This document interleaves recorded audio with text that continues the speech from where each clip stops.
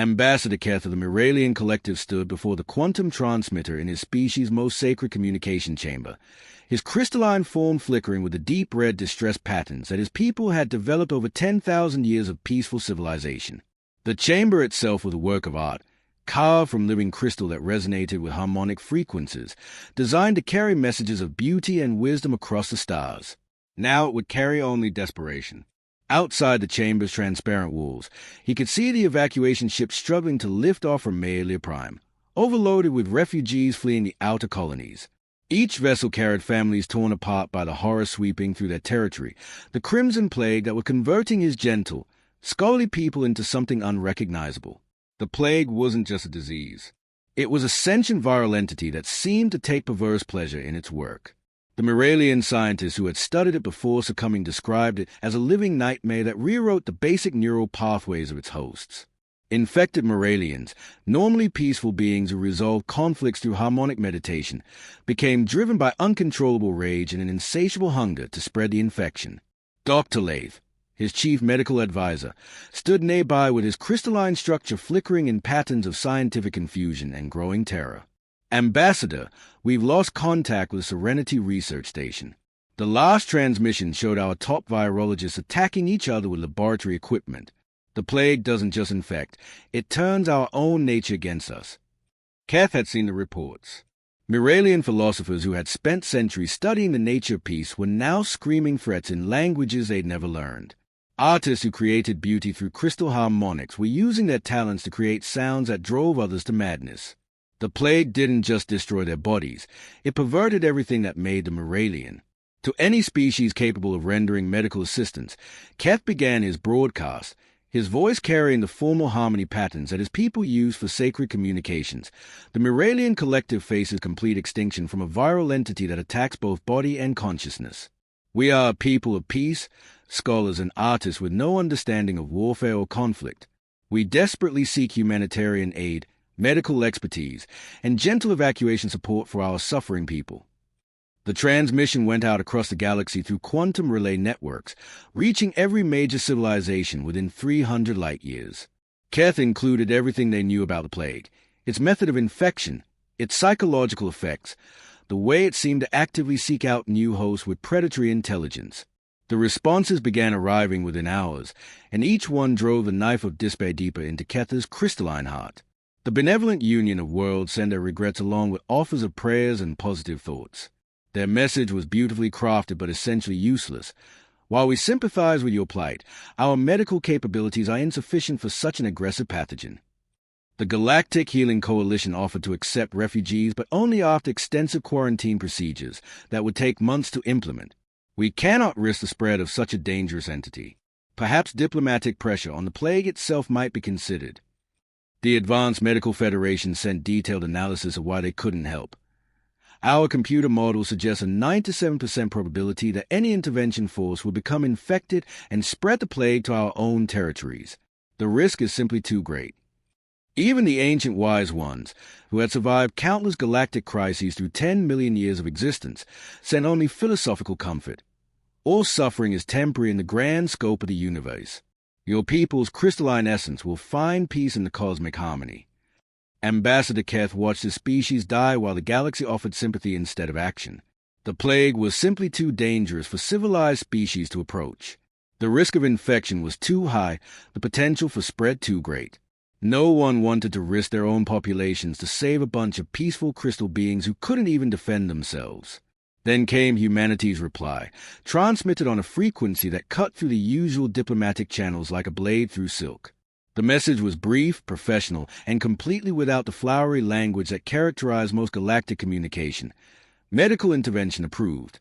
Admiral Patricia Wells commanding. Prepare for immediate quarantine and treatment protocols. Compliance with medical directives is mandatory for patient survival. Keth felt relief wash through his crystalline form for the first time in weeks. Finally, someone was willing to help. He'd heard of humans, a relatively new species from the Outer Rim who had recently achieved faster-than-light travel. They were supposed to be from some sort of dangerous world, but that probably just meant they developed good medical knowledge from dealing with hostile environments. Dr. Lath, he called to his medical advisor, prepare our hospitals to receive human healers. Set up cultural exchange protocols so we can work with them effectively. I want our best harmonic specialists ready to assist with whatever gentle treatments they are planning to implement. Dr. Lather's crystalline form flickered with patterns of hope mixed with confusion. Sir, should we ask about their medical philosophy, their approach to patient care, their understanding of Moralian physiology? I'm sure they'll be gentle and understanding, Keth replied, watching as the first human ships appeared on long-range sensors. Any species willing to help when others won't muster compassion as their primary motivation. He had no idea that human medical efficiency looked nothing like Moralian ideas of gentle healing. He didn't understand that humans approached medical emergencies the same way they approached everything else, with overwhelming force applied until the problem was completely solved. The fleet approaching Moralian space wasn't coming to provide comfort or follow cultural protocols. They were coming to implement the most ruthlessly effective medical intervention in galactic history. Admiral Patricia Wells stood on the bridge of the medical flagship Mercy Asterisk, watching as a fleet deployed around Moralian Prime with the precision of a surgical operation. The human vessels looked nothing like typical military ships. They were massive, white structures covered in docking bays, medical equipment, and atmospheric processes designed for large-scale medical intervention. But there was something cold and mechanical about how they moved, like medical instruments guided by an impatient surgeon. Fleet status report, Wells ordered, reviewing holographic displays that showed the infection spread across multiple Moralian worlds. All medical vessels in position, reported Captain Diana Foster from a bridge of the hospital ship Healing Star. Quarantine barriers are deploying around infected zones. Ground teams are ready for immediate deployment. Within hours of arrival, Colonel Robert Hayes had transformed the gentle chaos of Moralian evacuation efforts into something that looked like military conquest. Human shuttles descended on population centers with mathematical precision, deploying portable containment fields that separated areas based on infection probability rather than family groups or community bonds.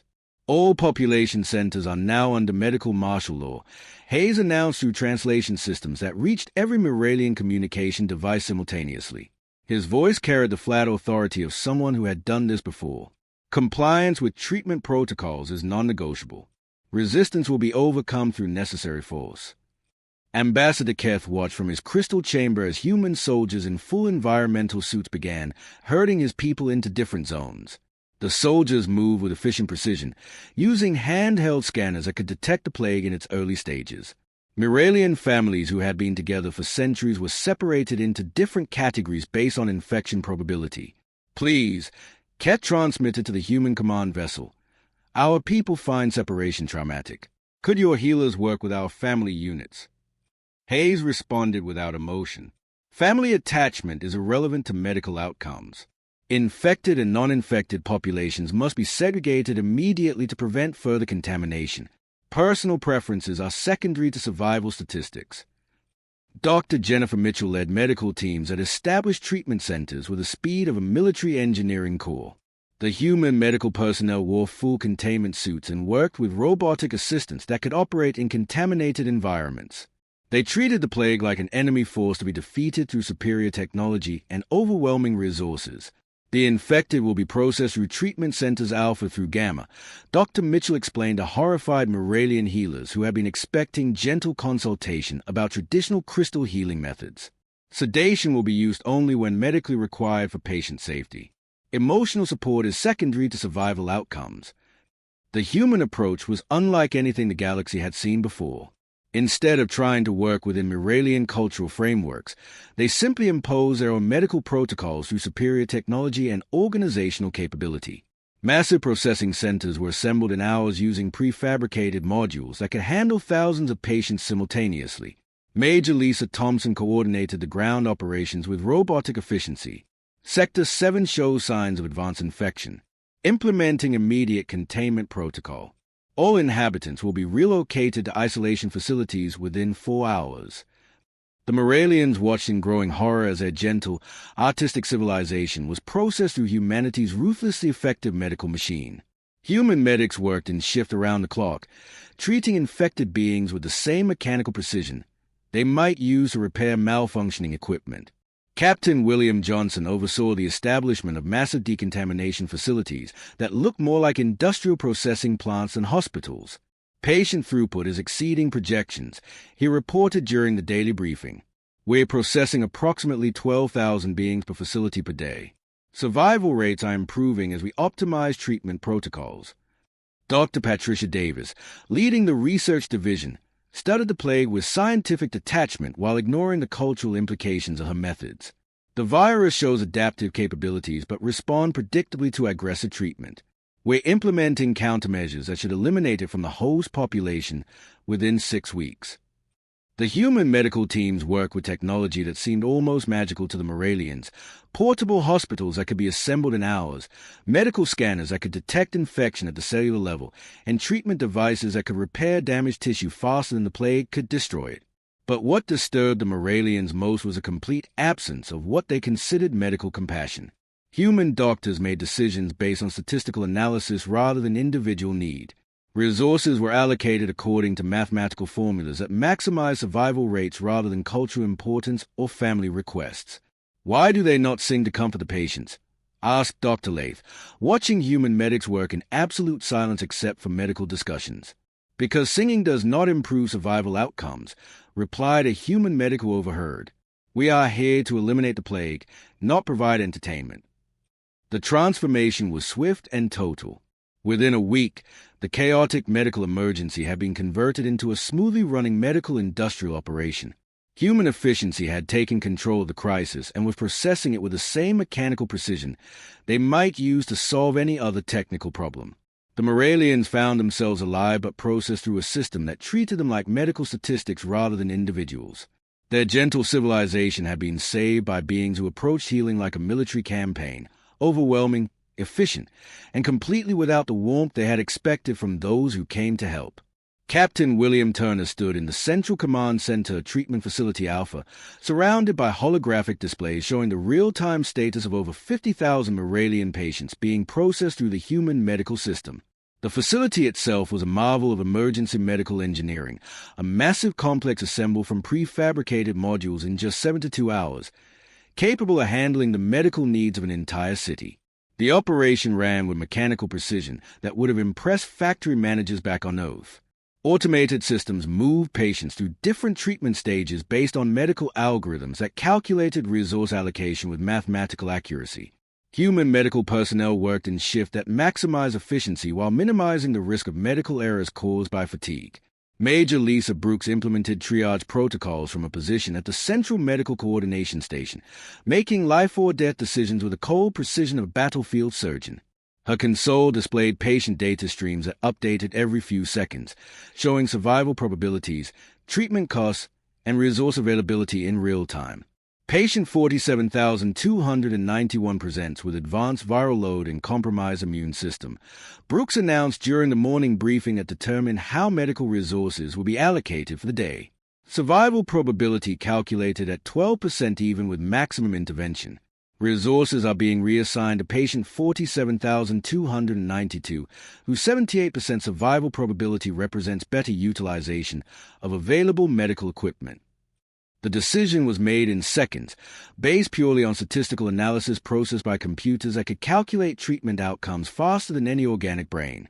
Patient 47,291 happened to be philosopher KYTH, one of the most revered thinkers in Moralian civilization, whose crystal harmonics had guided their society for over 800 years. Patient 47,292 was a young maintenance worker whose cultural contribution was minimal but whose healthy physiology gave him better odds of surviving the treatment process. Ambassador Keth, monitoring the human operation from his observation post, watched in horror as one of his civilization's greatest minds was moved to palliative care while resources were diverted to beings the computers deemed more likely to live. Please reconsider, he pleaded with Major Brooks through the communication system. Philosopher KYTH's wisdom is irreplaceable. His loss would be devastating to our cultural foundation. Brooks reviewed the data without emotion. Emotional appeals from family members and cultural authorities are noted in the patient files but are medically irrelevant to treatment decisions. We allocate resources where they achieve the highest probability of preserving life. The humans made decisions that seemed heartless to Moralian observers, but the mathematical logic was undeniable. Ancient philosophers, beloved artists, and respected community leaders were allowed to die while young. Healthy individuals received maximum treatment based entirely on biological factors, rather than cultural importance. Dr. Patricia Davis, leading the Medical Research Division, explained the human approach to traumatized Moralian officials who couldn't understand how the humans could be so callous about their most treasured citizens. "We allocate medical resources where they save the most lives," Davis stated with clinical detachment while reviewing survival statistics on her tablet. During medical emergencies, sentiment is a luxury that costs lives. Every minute spent on a 12% case is time not spent on a 78% case. Simple mathematics. The treatment centers operated with brutal efficiency that processed millions of Moralians through various stages of medical intervention. Patients were sorted by infection severity, age, general health, and treatment responsiveness rather than social status, family connections, or cultural significance. Robotic systems move beings through the facilities based on medical necessity rather than personal wishes or emotional needs. Colonel David Thompson oversaw the mass processing operations from his command station, monitoring throughput rates and survival statistics like a factory manager tracking production quotas. Processing rate has increased to 15,000 patients per day per facility, he reported during the evening briefing. Survival rates continue to improve as we optimize treatment protocols and eliminate inefficiencies. The human medical teams work with technology that treated the plague like an engineering problem to be solved through superior resources and systematic approach. Automated treatment systems could handle dozens of patients simultaneously, guided by artificial intelligence that made instant decisions about medication dosages, surgical procedures, and resource allocation. Lieutenant Jennifer Hayes coordinated the patient flow through Treatment Center Beta, managing the movement of beings through different medical stages with the efficiency of a logistics expert. Sector 7 patients are responding well to Protocol C, she announced to the medical staff, moving them to recovery processing. Sector 12 patients show resistance to treatment, implementing Protocol D with increased intensity. The most disturbing aspect for Moralian observers was how the humans treated their cultural treasures, ancient beings whose wisdom had guided their civilization for millennia, as simply more medical statistics to be processed through the system. Great artists whose crystal songs had inspired generations were given the same cold assessment as ordinary citizens, with no special consideration for their irreplaceable contributions. Dr. Michael Foster, analyzing the overall medical campaign, reviewed survival data that showed the undeniable effectiveness of human methods. Infection rates have dropped 6 to 7% across all treatment zones. Mortality rates are down 43% from pre-intervention levels. The mathematical approach is achieving superior outcomes compared to traditional compassionate care methods. The results were undeniable, even as they horrified the surviving Moralians. Infection rates dropped dramatically under human management, but the cost was watching their civilization's most precious individuals treated as expendable statistics in humanity's ruthless calculation of medical efficiency. The humans had kept their promise to provide medical assistance. They just hadn't mentioned that their version of medical assistance looked more like industrial processing than the gentle healing the Moralians had expected. Within 6 months, the Crimson Plague had been completely eradicated from Moralian space through humanity's ruthlessly pragmatic approach. The last infected individual had been processed through the treatment systems 3 weeks ago, and the final quarantine zones were being decontaminated by robotic cleaning units that work with mechanical precision. Commander David Johnson stood in what had once been the Grand Crystal Plaza of Maelia Prime, now converted into the Central Health Administration Complex.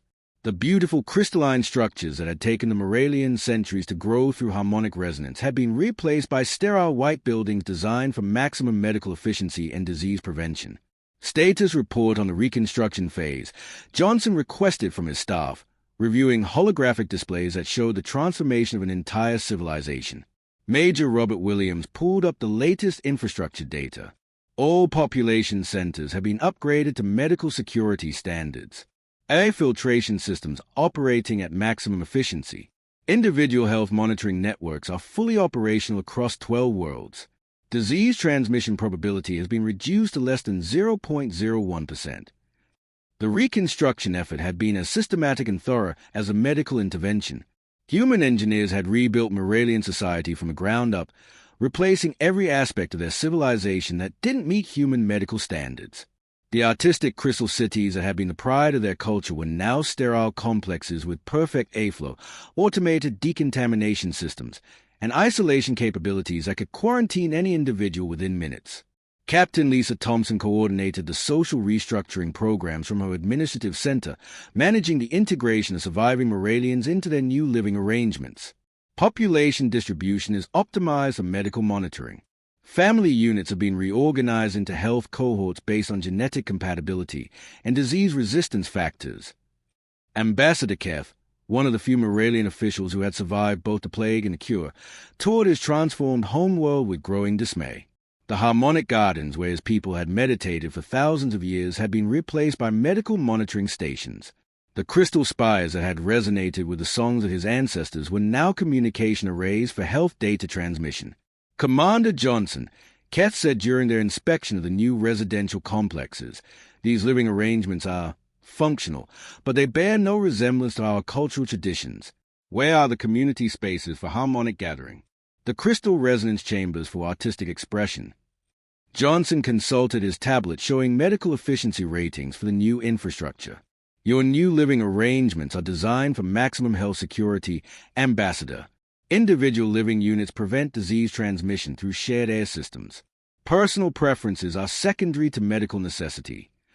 The human approach had been systematic and comprehensive. Every aspect of Moralian society that could potentially contribute to disease transmission had been eliminated or redesigned. Their community-based social structure, where families lived together in large harmonic groups, had been replaced by individual isolation units that could be medically monitored around the clock. Dr. Jennifer Davis, now serving as a director of Moralian Health Services, explained the new systems to confuse Moralian survivors during mandatory health education sessions. Each citizen now carries a personal medical monitoring device. It tracks vital signs, detects early infection symptoms, and can automatically summon medical assistance. Your health data is continuously analyzed by our Central Medical Intelligence System. The Moralians found themselves living in a world that had been redesigned according to human medical logic rather than their own cultural values. Their crystalline homes, which had grown organically over generations and resonated with the songs of their families, had been replaced by standardized medical housing units that could be sterilized and monitored remotely. Colonel William Foster oversaw the implementation of the new social protocols that govern every aspect of Moralian life. Daily health scans are mandatory for all citizens.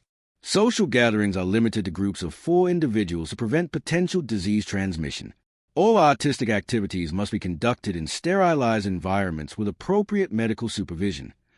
The transformation was complete and undeniably effective from a medical standpoint. Disease transmission rates had dropped to near zero, life expectancy had increased, and a sophisticated monitoring system could detect and contain any health threat before it became dangerous. But the cost was a complete elimination of everything that had made Moralian civilization unique. Captain Patricia Moore, serving as a final assessment coordinator, delivered her report to Earth Command from the rebuilt capital city that looked more like a medical research facility than a place where beings actually lived. Plague eliminated through comprehensive medical intervention. Population stabilized at 4.2 million survivors across 12 worlds. Infrastructure optimized for medical security. Social structures redesigned for disease prevention. Mission parameters achieved with full success. The Moralians were alive, healthy, and protected by the most advanced medical monitoring system in the galaxy. But they were also living in a sterile, controlled environment where every aspect of their existence was governed by human medical protocols rather than their own cultural traditions. Dr. Patricia Wells reviewed the final statistics with satisfaction. Medical intervention successful. 0 plague recurrence. Population health indicators at optimal levels. The restructured society should prevent similar medical emergencies for the foreseeable future. The few remaining Moralian leaders gathered in what had been their Council of Harmonies, now redesigned as a medical advisory board meeting room. They were alive, but their civilization had been transformed by humanity's harsh medicine into something they barely recognized. "We asked for help," Ambassador Kerr said quietly to his fellow survivors, "and they saved us. But what we have now isn't Moralian civilization. It's a medical experiment where we happen to be the test subjects." The humans had kept their promise to eliminate the plague and save the Moralian people. They just hadn't mentioned that their version of salvation would require completely rebuilding Miralian society according to human standards of medical efficiency rather than preserving anything resembling their original culture. Ambassador Diana Miller stood before the Grand Assembly of the Galactic Council 6 months after the Miralian medical intervention, facing an audience of representatives from over 300 species who had gathered to question humanity's methods. The massive chamber buzzed with translation systems working overtime to process the shock conversations in dozens of languages, all focused on the same disturbing question: had the humans saved the Miralians or simply replaced one form of extinction with another? The holographic display surrounding Miller showed the current state of former Miralian space: sterile medical complexes where crystal cities once stood, populations living under constant health monitoring, and social structures that bore no resemblance to the artistic civilization that had existed before the plague. High Chancellor Vex of the Benevolent Union rose to address the human representative, his voice carrying the harmonic patterns of deep concern. Ambassador Miller, the Galactic Council has reviewed your species' intervention in the Miralian crisis. While we acknowledge that lives were saved, many members question whether your methods were necessary. Miller activated a presentation systems with a calm professionalism that had characterized the entire human response. Honored representatives, I'm here to explain our approach so that future medical emergencies can be handled more effectively by all species. The first display showed comparative statistics, infection rates before and after human intervention, survival percentages, and projected population recovery data. The numbers were undeniably impressive, but they told only part of the story. Earth taught us that survival sometimes requires choices that seem cruel to more civilized species. Miller stated calmly, her matter-of-fact tone somehow making the words more unsettling than any emotional appeal would have been. We learned long ago that gentle methods often lead to greater suffering when decisive action could save more lives. Ambassador Turin of the Aquatic Collective, speaking through his water-filled communication system, raised a question that every representative wanted answered. But at what cost, Ambassador? The Miralians we see now are alive, but are they still Miralian? Your intervention destroyed their culture as thoroughly as a plague destroyed their bodies. Miller pulled up footage from the human medical operation, treatment centers processing thousands of beings per day, triage decisions being made in seconds, and resources allocated based purely on statistical analysis. During the crisis, we had a choice: preserve Miralian culture while watching most of them die, or save as many lives as possible using methods that prioritize survival over sentiment. The chamber fell silent as the implication sank in. Dr. Patricia Wells, joining the presentation via holographic link from the rebuilt Miralian Medical Center, provided the clinical assessment that defined humanity's approach. Medical intervention successful, Wells reported with the same tone she might use to discuss routine maintenance. 4.2 million Miralians saved from certain extinction. Population health indicators at optimal levels. Disease transmission rates reduced to near zero. Emotional trauma among survivors is unfortunate but secondary to survival outcomes. The surviving Miralians were indeed alive, healthy, and protected by human-designed systems that would prevent future medical catastrophes. But they lived in a world where every aspect of their existence was governed by medical protocols rather than their cultural traditions. Their crystalline songs had been replaced by health monitoring alerts. Their community gatherings had been replaced by mandatory medical screenings. Representative Kev, one of the few Miralian survivors permitted to address the council, spoke with the subdued tones of someone who had learned not to expect comfort from those who saved them. "We are grateful to be alive," he stated carefully, "but we would be lying if we said we recognized our civilization in what remains. The humans saved our bodies at the cost of our souls." The galactic community struggled to process what humanity's intervention meant for future crises. Other species facing medical emergencies now face a terrible choice: traditional gentle methods that show compassion but might fail catastrophically, or human efficiency that guaranteed survival at the cost of everything that made their civilizations unique. Commander Robert Hayes, now serving as Director of Galactic Medical Emergency Response, addressed the practical implications during his portion of the presentation. Human medical intervention protocols are available to any species facing extinction-level health crises. Our methods guarantee optimal survival rates through systematic application of superior technology and resources. The offer was both generous and terrifying. Humanity would respond to any medical emergency, provide the most advanced treatment available, and ensure the highest possible survival rates. But their help came with the understanding that human medical logic would supersede any cultural considerations that interfered with optimal outcomes. Dr. Jennifer Mitchell filed a final report to the Council with a clinical detachment that had characterized the entire operation. Medical intervention protocols proved effective across multiple species. Populations saved through optimal resource allocation and clinical decision-making. Cultural preservation efforts were deemed incompatible with maximum survival outcomes. The message was clear. Humans approach medical emergencies like engineering problems to be solved through superior technology and systematic methodology. They would save every life they could, but they would do so according to human standards of medical efficiency rather than alien concept of compassionate care. Captain William Foster, coordinating humanity's expanding medical response capabilities, offered the final assessment that would define how the galaxy understood human assistance.